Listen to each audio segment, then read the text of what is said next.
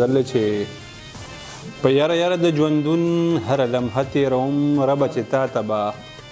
د خپل ژوند څنګ کیسه تېروم او په هر قدم کانټه تارونه وزغېدې به لارې خم په سیر څنګ د ایمان به قافله تېروم د دغې یارې چې سحر به را بیدار شم که نه د دغې یارې چې سحر به را بیدار شم که نه اکثر په ویښه باندې ټوله شپه تېروم او ربه یو سوال درته کومه قبلېدل یې غواړم په ځنکدن کې به په شونډو کلمه تېروم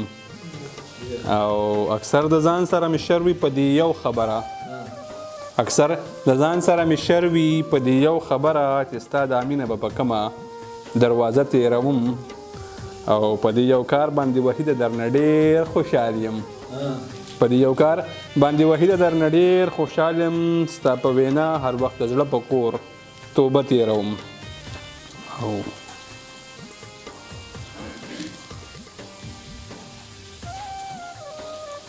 بل کلام دی چې کله دې منم خدایه او کله درنه کړم انکار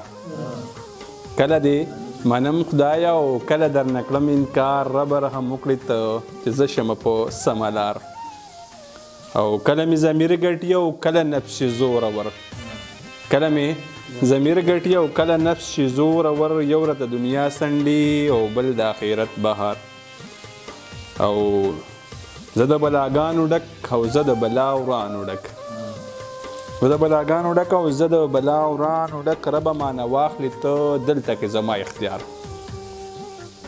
او ژوند خو لا هم ژوند دی مرګ نه پس هم درنه غواړم ژوند خو لا هم ژوند دی مرګ نه پس هم درنه غواړم ربه چې زه راشم دلته کې د چا په کار او زه په دنیا څه کوم او څه په مزو کوم ځان نه چارچاپیر غواړم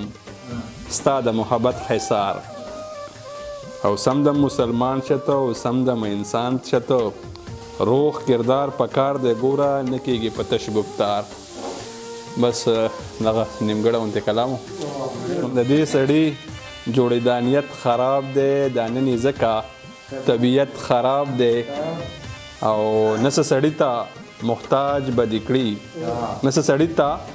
محتاج به دې کړي بلها دا ضرورت خراب دی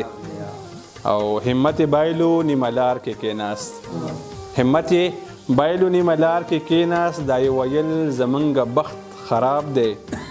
او خلک خراب شو ګناه وخته کوي خلک خراب شو ګناه وخته کوي هر څوک دا وایي چې دا وخت خراب دی او بخشید صاحب وایي وحیده مینه په هر لوري شیندې وحیده مینه په هر لوري شیندې وحیده ستا دغه عادت خراب دی